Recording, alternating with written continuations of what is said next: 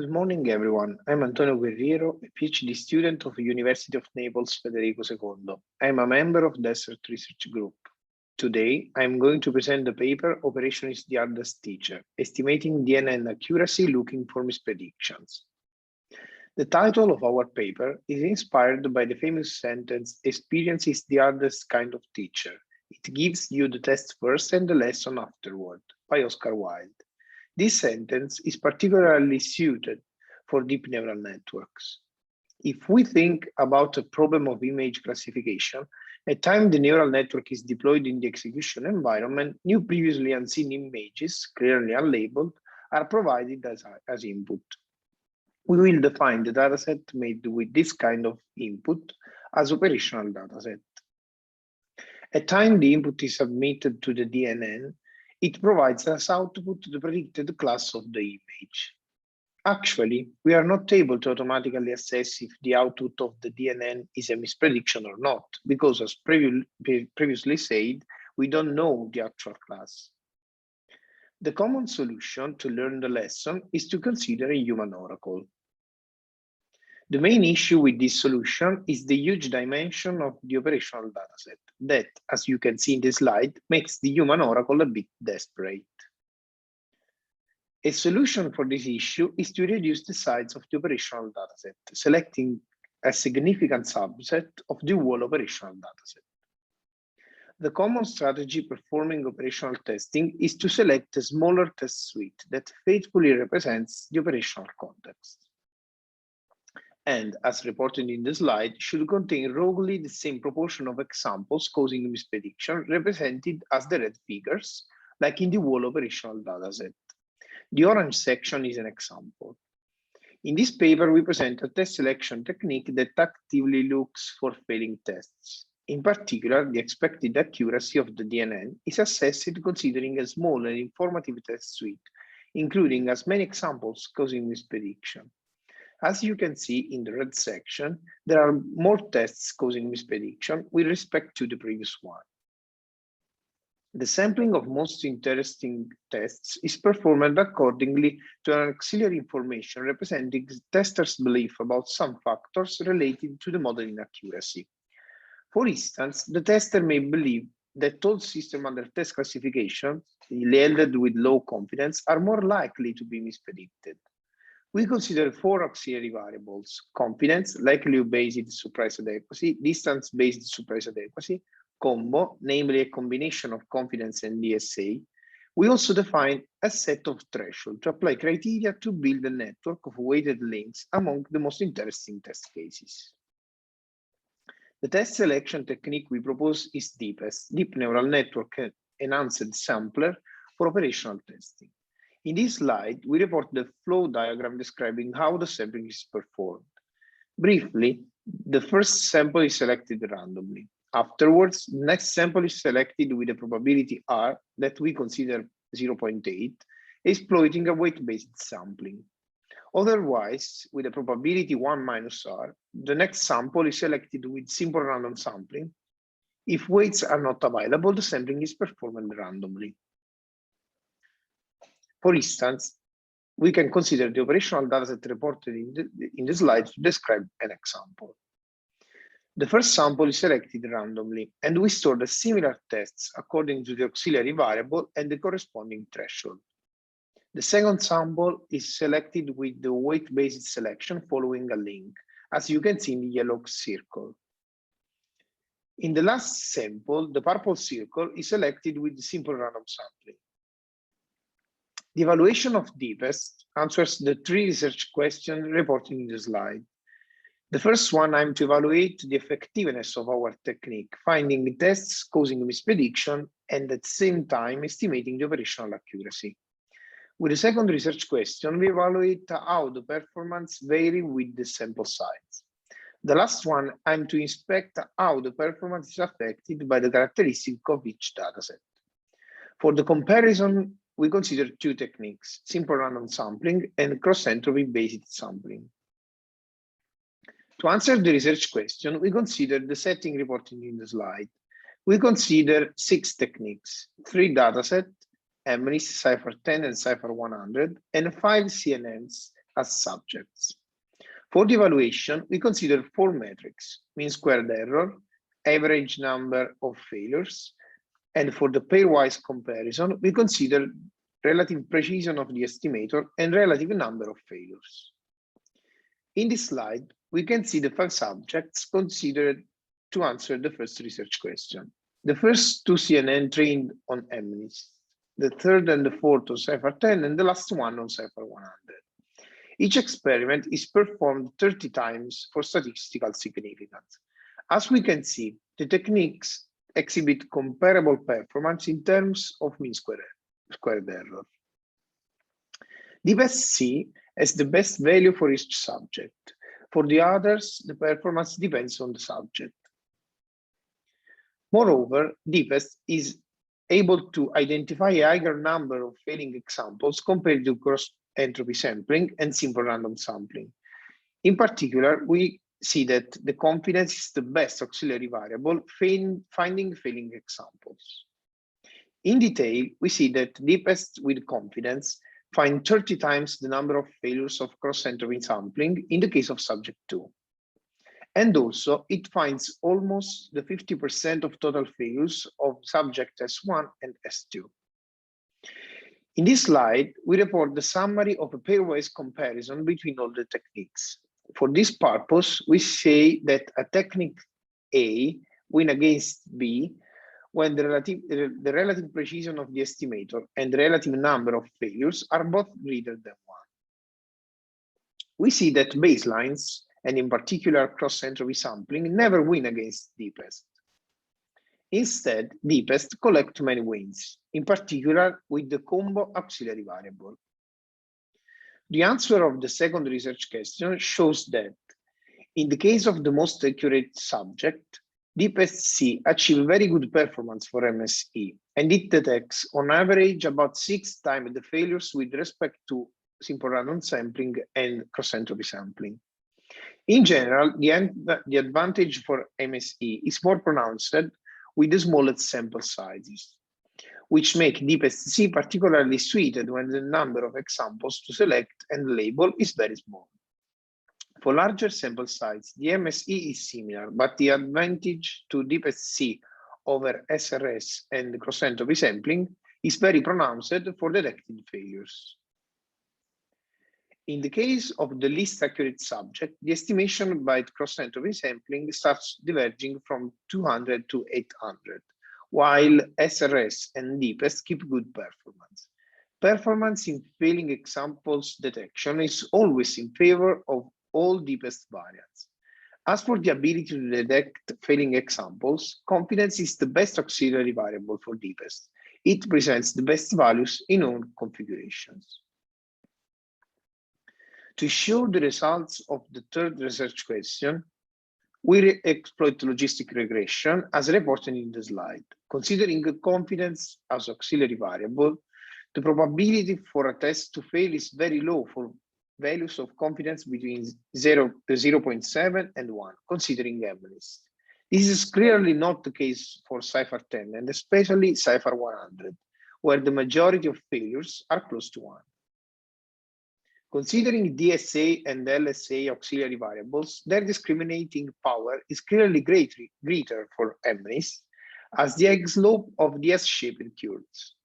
For both CIFAR-10 and CIFAR-100, DSA and LSA do not seem to be effective in dividing the two sets of examples. In this paper, we present DPSC, a technique allowing precise estimate and DNN's accuracy with small test suites.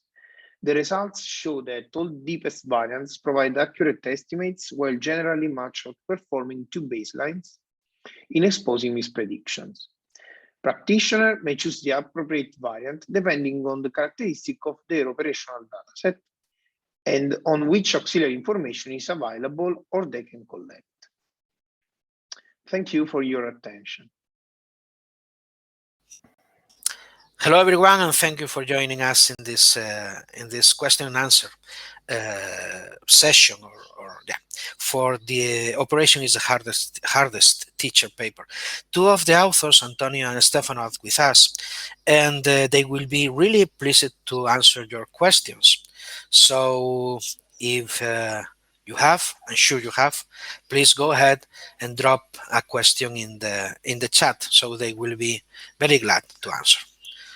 So, Antonio, you can see the questions. Please go ahead. Okay. I have a question before to why do you only consider a combination of DSA and CS? By LSA and CS. No, actually, the information about the DSA was the distance between the samples in the training and the confidence information about the of the prediction about DNN. Actually, yes, because we were that the information provided by variables was way, and in particular, is about the accuracy of the deep neural networks, and the DSA is more focusing the training set and the test set instance, and that the combination auxiliary values overall the different networks we considered.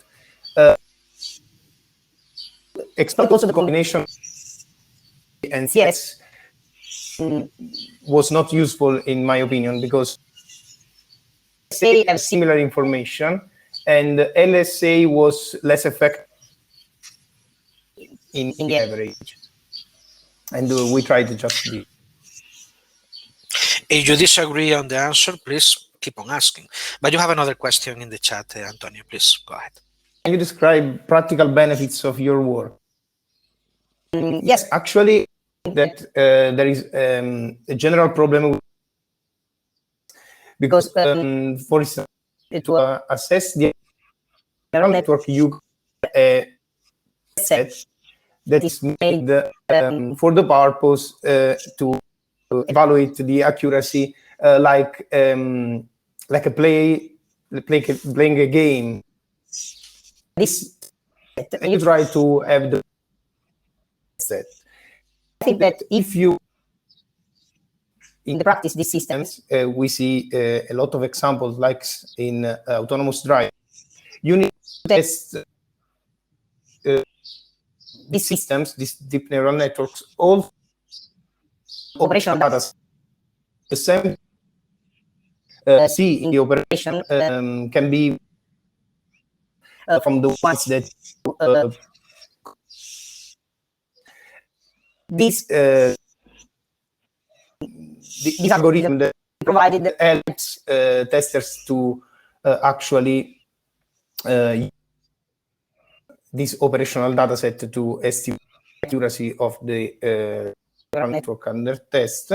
And the main problem is that you cannot with actually all these samples for which the output is, and actually you need to sample this one manual label.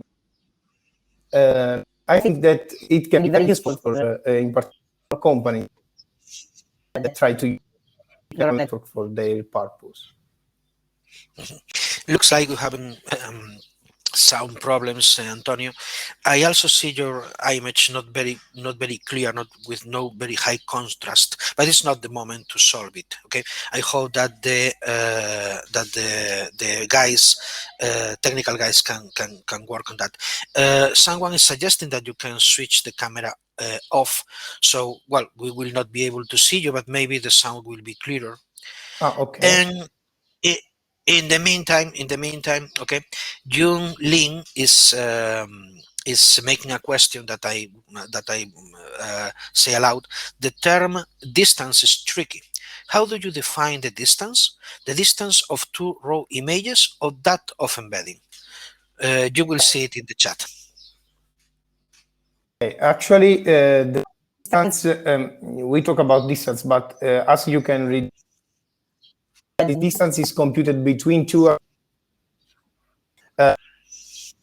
the activation traces of a certain layer, internal layer of and the output of this trace is actually a vector, and the distance is this distance between these two activation traces. It's not a computation but between the two activation traces. While we are waiting for more questions from the public, okay, sorry, someone who was faster than me. Jung is insisting. I mean, it's asking for clarifications. Yes, actually, this can change, and we this matrix from another paper from Kim et al. Study about the usage of different layers to compute the DSA and the LS. Actually, this that different the choice of the layer is not so important to, but actually to choose the last can be better. But as we choose the last activation layer to compute the distance. I was wondering when I was watching the paper and take a look at the presentation, that there were large differences depending on the data set or the subject, the type of deep neural network that you use. Do you have any insight why you got those differences in the results of your proposal, as well as the other proposals with which you compare? Yes, we found that the different auxiliary variable behave differently depending. Why this? For instance, we found that confidence is very good. For instance, if we have a test set that actually, if you have a very accurate DNN on your test set, the tester believes will be reported in the operational dataset, and you will select accordingly. Actually, like in subject test 3 or 4, accuracy is lower. The insight about DSA and LSA is that the tester thinks that the training set is representative of the operational dataset. Use a distance metric more useful. Actually,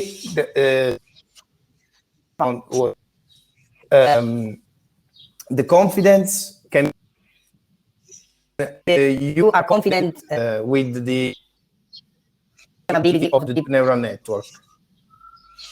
That your training set is a very good use DSA metric. You are sure about both. Probably the combination of the two metrics can be the best choice. And I'm not a researcher on deep neural networks. I work in other areas also with empirical methods, and I was surprised. But it was my surprise, of course. I'm not saying that you are doing anything wrong. That when you provide the experimental results, you provide experiments on a per subject basis. That is, you have 5 subjects, and you give the results for each of the subjects. I'm used to give aggregated measures for all the subjects we have, because that way we provide like a perspective on the sample, on the population that we are targeting. Do you have an idea of how your proposal works on the average over the total population? Yes, or the total sample? our proposal works. Hallo